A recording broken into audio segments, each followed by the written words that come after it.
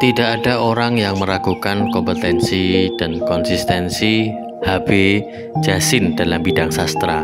Ia sempat dijuluki Paus Sastra Indonesia oleh Gayus Siagian. Oleh Profesor Theo, Djasin disebut sebagai wali penjaga sastra Indonesia. Konsistensi H.B. Djasin berkali-kali teruji di saat panggung politik Indonesia mengalami ketidakstabilan. Rivalitas politik yang tajam antara komunis dan musuh-musuhnya pada dekade tahun 60-an sempat menyeretnya ke dalam bahaya. Pada masa itu, ia dikecam oleh kelompok Lekra sebagai anti-Soekarno karena turut membubuhkan nama di manifest kebudayaan. Djasin pun harus kehilangan jabatan. Ia dipecat dari Lembaga Bahasa Departemen P dan K dan dari Universitas Indonesia. Djasin mencoba arif dengan melihat karya sastra terlepas dari konteks politik. Ketika roda hidup telah berputar dan Lekra hancur lebur pasca gerakan 30 September, justru Djasin menilai novel Bumi Manusia karya Pramudia Anantatur tidak mengandung hal-hal yang melanggar hukum. Pemberedelan buku itu tidak lebih karena ditulis oleh bekas tokoh Lekra. Itulah Djasin, sosok yang selama puluhan tahun menghabiskan waktunya demi perkembangan sastra Indonesia.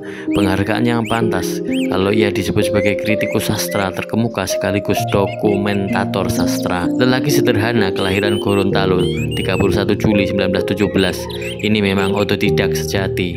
Teknik mengarang dan memahami puisi sudah dipelajarinya sejak masih duduk di HIS Gorontalo pada tahun 1932. Di HBS Medan pada tahun 1939, ia sudah menulis kritik sastra dan dimuat di beberapa majalah. Gelar sarjana sastra diraih Djasin di Fakultas Sastra UI pada tahun 1957. Ia sempat kuliah di Universitas Yale, Amerika Serikat pada tahun 1959. Gelar Doktor Honoris Causa diraihnya dari Fakultas Sastra Universitas Indonesia pada tahun 1975. Djasin menguasai bahasa Inggris, Belanda, Perancis, dan Jerman. Ketika masih duduk di bangku HIS, Djasin amat terkesan ketika Westerhoff, kepala sekolahnya, bercerita tentang Saijah dan Adinda, kisah yang diambil dari buku Multatuli Max Havelaar. Ceritanya sungguh menggugah perasaan. Pada tahun 1972, Djasin menyelesaikan penerjemahan Max Havelaar. Setahun berikutnya, Djasin bertemu Westerhoff kembali saat Djasin menerima hadiah Nietzsche untuk karya terjemahannya. Djasin mulai tampil pada tahun 1940 ketika menerima tawaran dari Sultan Takdir Ali Sabana untuk bekerja di Balai Pustaka Badan Penerbitan Belanda. Dari tempat itu karirnya terus bersinar dengan menjadi redaktur di majalah Bujangga Baru, Balai Pustaka, Panji Pustaka, Mimbar Indonesia, Zenit, sampai Horizon. Saat menjadi redaktur inilah ia mencatat secara teliti perkembangan dari para pengirim naskah sehingga ia menjadi kritikus sastra yang paling tahu perkembangan setiap sastra Indonesia. Dokumentasi karya sastra pribadinya selama 40 tahun termasuk 30.000 dan majalah sastra tersimpan di Pusat Dokumentasi Sastra H.B. Djasin di Taman Indah di Tim Jakarta. Koleksi Djasin adalah yang terlengkap di Indonesia. H.B. Djasin piawai dalam membuat kritik, tapi tukang kritik ini tidak sekedar mencela.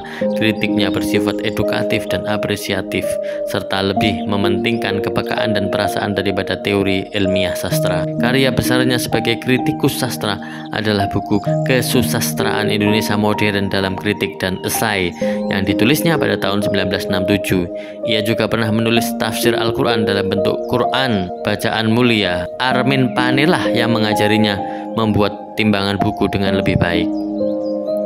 Saat mengasuh sastra, ia sempat ditahan dan diseret ke pengadilan karena memuat cerpen berjudul Langit Makin Mendung karya Ki Panji Kusmin tahun 1971. Isinya dianggap menghina Nabi Muhammad. Di pengadilan, Djasin diminta mengungkapkan identitas asli pengarang, tapi ia menolak. Ia pun dihukum penjara setahun dengan masa percobaan 2 tahun. Djasin akhirnya dibebaskan karena kesaksian Hamka.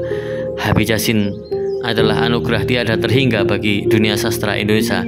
Kita belum memiliki sosok sekonsisten dirinya dalam mendokumentasikan karya-karya sastra di Indonesia, serta kritikus searif dirinya dalam menimbang sebuah karya secara arif.